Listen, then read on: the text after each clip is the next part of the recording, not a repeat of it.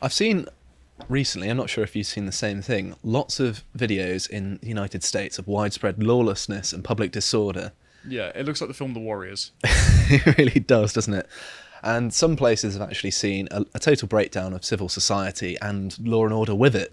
So it's mostly, of course, surprise, surprise, Democrat-run cities. I mean, who could have predicted?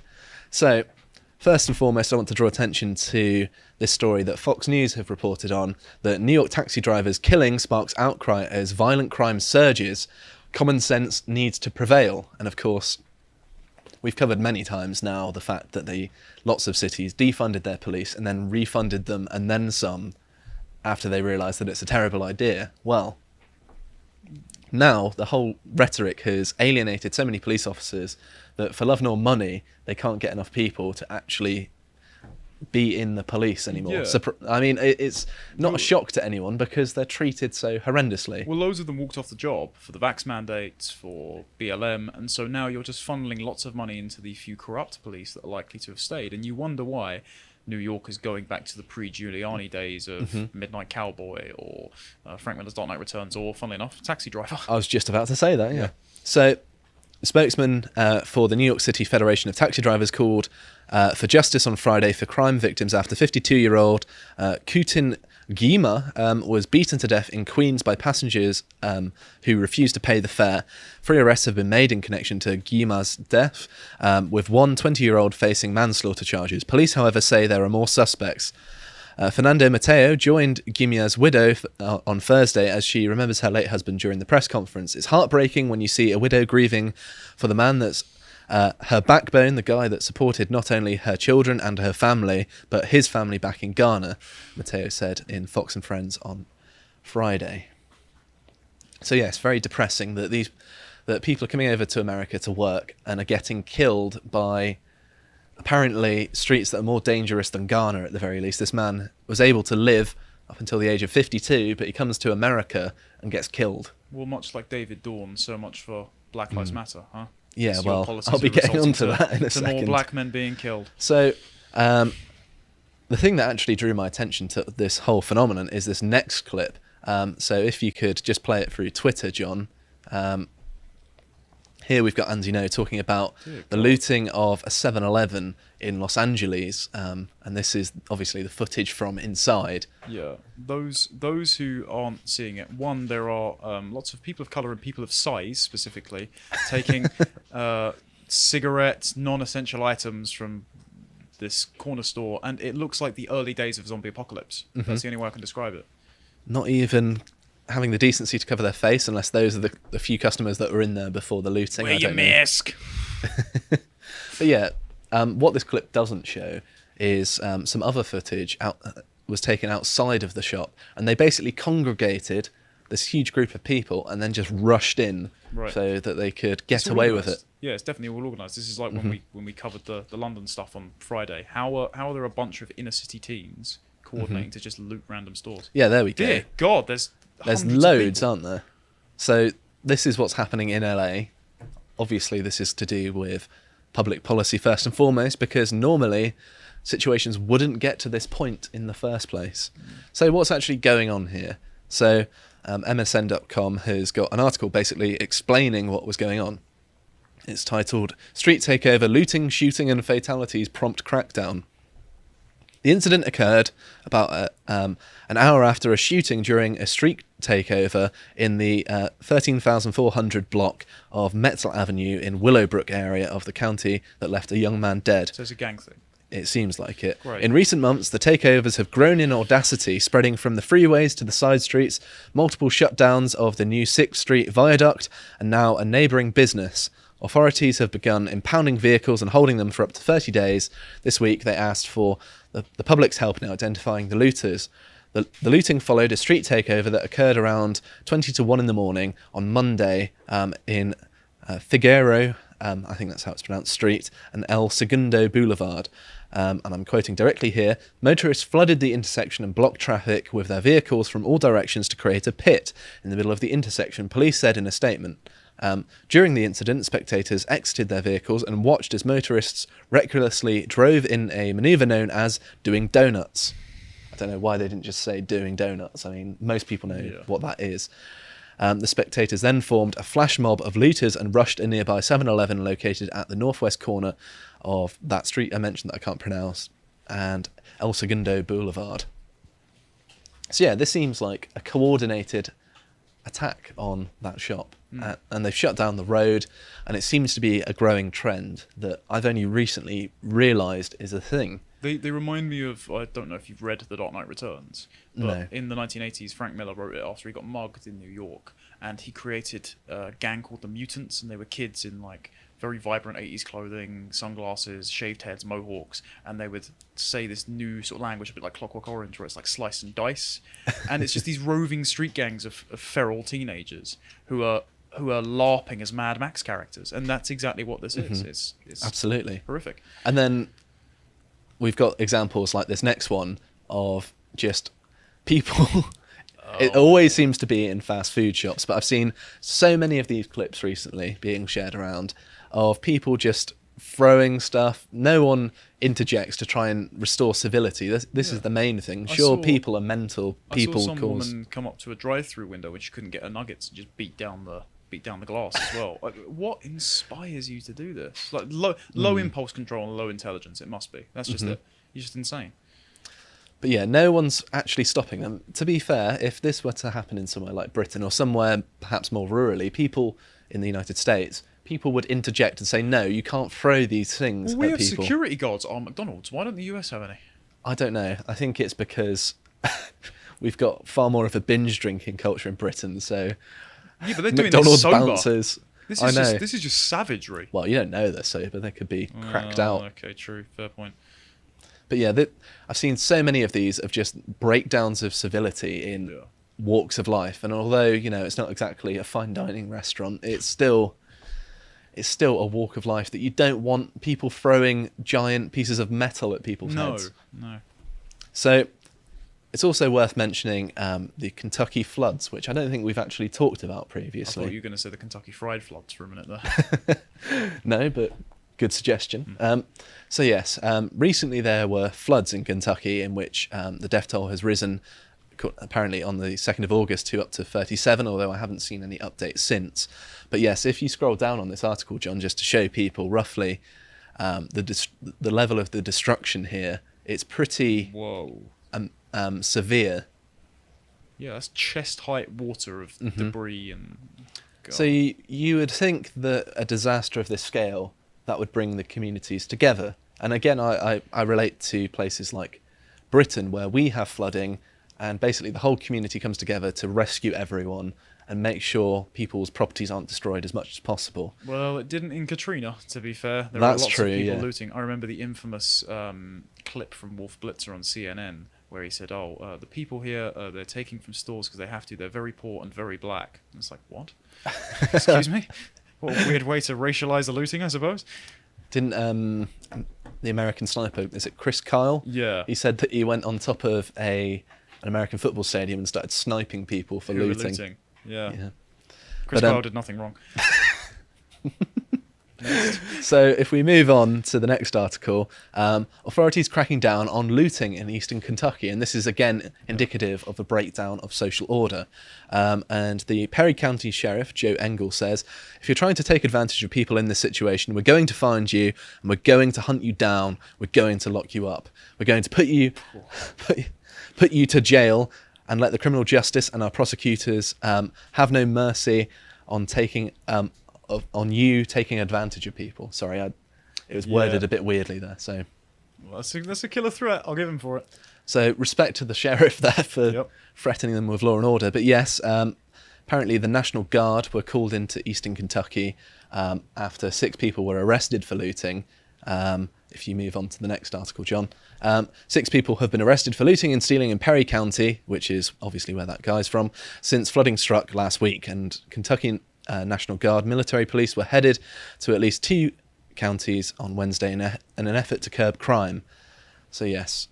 They were obviously didn't have much else to do after being on standby since not being allowed to go in on January 6th. Thank you, Nancy Pelosi. And the same county sheriff has said that they want to stop people from stealing and looting, which you think if there's a flood, people would at least have the decency to, leave people with the few possessions that they have left.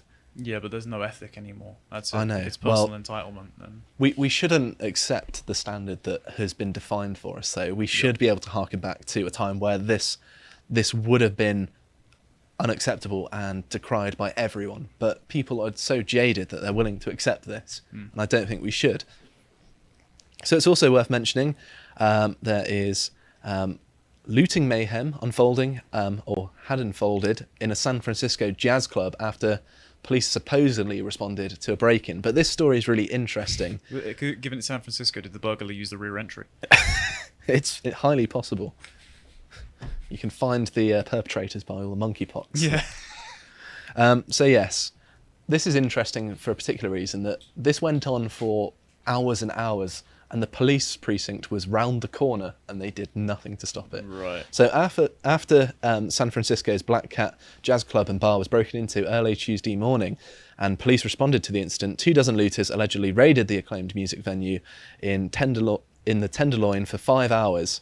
So 5 hours of looting, freely taking everything from guitars to bottles of champagne worth hundreds of dollars, the club's operation manager said. Adam Chapman told some alphabet thingy that people treat the club at Eddy and Leavenworth as if it were a free market, and he feels that San Francisco police could have done more to stop it. He said the looting occurred from 2 a.m. to 7 a.m. That's the only thing free market left in San Francisco. That's true, yeah. I counted 25 people who came in and out throughout the night, said Chapman, explaining that security footage showed the looters at work. It was just a free-for-all. People were just going in and taking out piles of stuff and building piles on the sidewalk. Someone went into the kitchen and meticulously filled her backpack with steaks and kitchen equipment, and she repacked it so she could fit more in. Someone stole everything out of our champagne fridge. Chapman said people came in, stole items and left, later returning with big trash bags and flashlights to take more. He also said this all happened less than a block from a San Francisco Police Department station, and management and the owner are frustrated that more steps weren't taken after the break-in to reach the owner and secure the club. I mean, in their defence about saying they're piling on the sidewalk, that is where they live in San Francisco. Yeah, to be fair, don't they have ridiculously high rents, don't they? The homeless rate in San Francisco is insane. Have you heard of Snapcrap? No. It's an anonymous citizens reporting app where you take photos of fecal matter on the sidewalk and send it to the state so the government can come and clean it up because they have such a problem with public defecation. That's horrific. Slightly horrifying, yeah. Yep. I mean, I thought we had it bad with dogs, but it's very rare that there are people doing it. So, as you alluded to earlier, man convicted of murdering retired police captain during St. Louis riots in 2020 has finally been convicted. And what I wanted to point out is the difference in the way in which Derek Chauvin was treated, how quickly he was tried, and the difference between this guy. A Missouri looter was convicted of murder Wednesday for killing a former St. Louis police captain during the 2020 night of violence in the aftermath of the George Floyd, and they call it a police murder, which it's not, fentanyl murder. A jury found that I think it's Stefan Cannon, was guilty of killing David Dawn while the retired captain investigated a break-in at his friend's pawn shop on the 2nd of June 2020. Cannon, 26, fired 10 shots at Dawn, 77, after the ex-cop approached the pawn shop and shot his gun in the air to deter looters, prosecutors said. Cannon was convicted of first-degree murder, meaning the jury concluded that he had premeditated the killing. He was also found guilty of robbery, burglary, and armed criminal action. He faced a mandatory term of life in prison without parole at his September sentencing. Is there a photo of the scumbag? There we go. He is. Get his face. Mm-hmm. Hope you rot. So yeah, obviously completely unjustified, and for the few lefties that are going to criticise us for only caring about white people, no, this is a travesty. David Dawn, caring about his community, trying to restore law and order, long-serving public servant. Yeah, left his family behind. Jesus. Yeah, awful man. It's about as tragic as it can get, isn't it? Yeah. Just an innocent man killed for no reason. But yes, this is what the rioting and looting results in. So you'll be either glad or terrified to hear that Biden has a plan for a safer America. So here it is. This was released on the 1st of August because clearly all of the looting and crime hasn't been lost on the most senile person in office ever seen. Maybe Reagan at the end might have There's slightly nothing, held a not candle. even a dent on Biden. Reagan was funny at least, Yeah, he could. He had the charm and charisma to play it off at the very least. and he never crapped his pants in front of the Pope. That's true. Yeah, To be fair, Reagan got shot several times and just recovered from Yeah. it as an old man. That's Yeah. very impressive. But anyway, I'm going on a Biden got the tangent shot, here. and can't say because it's on YouTube. So, President Biden has taken action to make our communities safer during his first 18 months in office. He has funded the police and issued an executive order to improve police accountability. President Biden has taken more executive action to tackle gun violence than any other president at this point in their administration, including by reining in the proliferation of ghost guns and cracking down on gun traffickers and on rogue gun dealers. President Biden is the first president in nearly 30 years to bring together members of Congress from both parties to take action again on gun violence, signing the bipartisan Safer Communities Act. The president also secured Senate confirmation of career prosecutor Steve Dettelbach, I think, to serve as director of the Bureau of Alcohol, Tobacco and Firearms and Explosives, the ATF. Boo. Yeah. Empowering this law enforcement agency with its first confirmed leader since 2015, and the president has made unprecedented investments in community-led crime prevention and intervention. So, what does this plan specifically do? And it's got three points that they've outlined. Funds the police and promotes effective prosecution of crimes affecting families today, including by funding 100,000 additional police officers who will be recruited, trained and hired and supervised, consistent with the standards in the President's executive order to advance effective, accountable and community policing in order to enhance trust and public safety. Number two, invest in crime prevention and fairer criminal justice system. I wonder what that's going to look like. Including by investing $20 billion in services that address the cause of crime and reduce the burden on police so they can focus on violent crime. And by incentivising the reform of laws that increase incarceration without redressing public safety. And the third one is takes additional common sense steps on guns to keep dangerous firearms out of dangerous hands, including by calling on Congress to require background checks for all gun sales and a ban on assault weapons and high-capacity magazines. Define it. You can't. Yeah. It just means every semi-automatic weapon, which means every weapon, which, read in the Second Amendment, shall not be infringed. But the interesting thing is here, number one, as you suggested with number two, it's a Trojan horse for more lenient sentencing. But the more important thing about number one is, despite hiring more police, it will be through ideological criteria. Just like it is with the Met Police in the UK, where we have a diversity charter and there are Spotify adverts going out saying, to police your community, you need to look like them. It's going to be racially preferential hiring, which is itself a litmus test for obeying the regime. And that's one of the many reasons I actually read that out, because it's quite a horrifying plan once you read between the lines, although some of it's pretty explicit, like the gun stuff, where they're just coming to take your guns away. Yep. So it's also worth mentioning that while this is all going on, the global elite, located in America, it's not lost on them that chaos is ensuing, and they are prepping. And you wanted to talk a little bit about your real vampires of Silicon Valley here. Well, when I forwarded you the fact that they're building bomb shelters in New Zealand and spending billions on having, underground classrooms and things like that, I did point out that the Silicon Valley elites believe a lot of crazy things. So it's not necessarily an indicator that the world is going to end. They could just be spending money on their balmy beliefs. But in Silicon Valley, they're currently taking through firms like ambrosia, which means nectar of the gods in ancient Greece.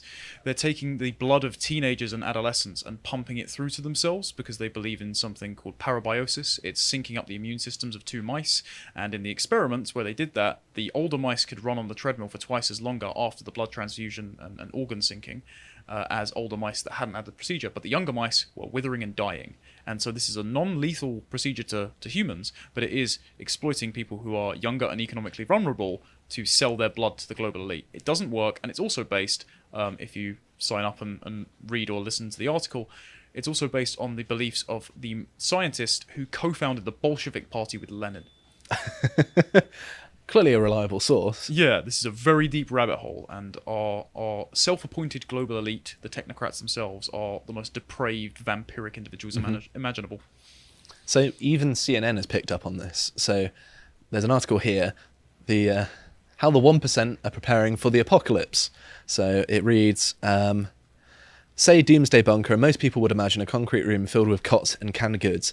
The threat of global annihilation may feel as present as it did during the Cold War, but today's high-security shelters could not be more different from their 20th century counterparts. A number of companies around the world are meeting a growing demand for structures that protect from any risk, whether it's a global pandemic, an asteroid, or World War III, or, I don't know, nationwide disorder, while also delivering luxurious amenities. And I'm quoting directly here, "Your father or grandfather's bunker was not very comfortable," says Robert Vincino, a real estate entrepreneur and CEO of Vivos, a company he founded that builds and manages high-end shelters around the world. "They were grey, they were metal, like a ship or something military, and the truth is mankind cannot survive long-term in such a Spartan, bleak environment. Many of the world's elite, including hedge fund managers, sports stars, tech executives — Bill Gates is rumoured to have bunkers at all of his properties — Of course he is. have chosen to design their own secret shelters to house their families and staff.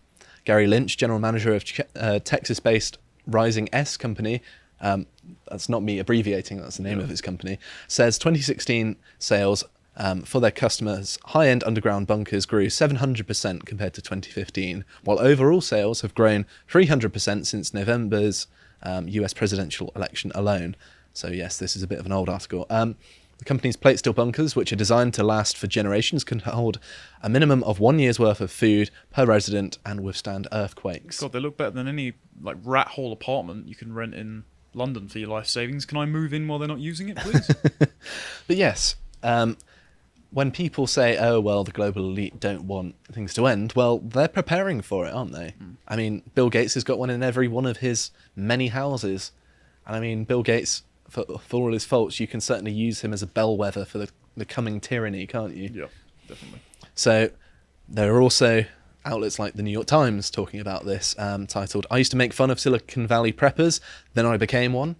This is the Reddit CEO that did this. I'm as not well. entirely sure. The Reddit CEO, the guy who went into r/the Donald and changed comments to make them bannable offences when they weren't originally, he has also done the same thing, and he's gone and bought a bunker. I'm not surprised. People on Reddit do like living in basements, don't they? Fair point. And the Business Insider has also covered this. The Silicon Valley wealthy have become super doomsday preppers by buying remote New Zealand properties, getting eye surgeries, and stockpiling ammo and food. That's him. He was the one that got laser eye surgery. This is the Reddit CEO. Yep. So yes. And to correct this, I feel like I need to direct you to the video that I did about prepping. And I'm not going to suggest you get a multi-million-pound bunker.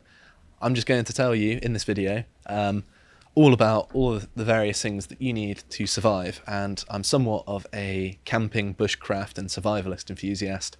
So I feel like I knew what I was talking about. So hopefully in a corrective, you can help survive and get your revenge against the global elite that caused it in the first place. Well, you're from the southwest coast, so when it comes to repopulating the Earth, you've already got the doing it with family members now down to a T.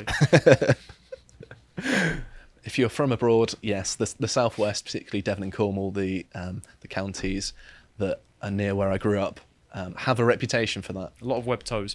It helps me swim, all right. So yes, it's also worth pointing out that this isn't entirely exclusive to the United States, because I've been criticising aspects of your country that I'm sure you disapprove of as well.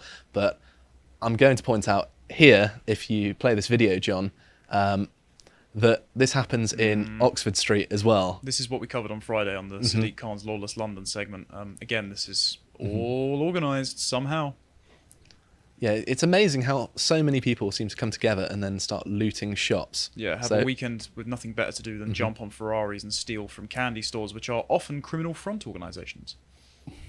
What, they're stealing candy from criminals, are they? Yeah, literally stealing candy from, not stealing candy from a baby, stealing candy from a shop which is an organised front for money laundering. There are 30 of these on Oxford Street alone. Oh, really? Yeah, go and watch the segment for it. It's very interesting. Little revelation. So yes, the final thing I wanted to end on is the fact that London is caught in a crime wave, apparently, and who is to blame? Well, Sadiq Khan, of course, the mayor. Also say, and I've met Sean Bailey, but I'd also say Sean Bailey for not running a more robust campaign and just not, sticking on scripts. But my point is that it's the politicians that are to blame for all of this, aren't they? It's the people who create the legislation, create the atmosphere where people are allowed to get away with these things. It's not the honest, law-abiding people who follow the law and want law and order and want safety for their family, is it? It's the people who have the power to change it. Yeah, there are always going to be fatherless barbarians. It's just we need to negotiate how harshly we punish them and how swiftly we can lock them up. I think our punishment should be unrepentant. Agreed.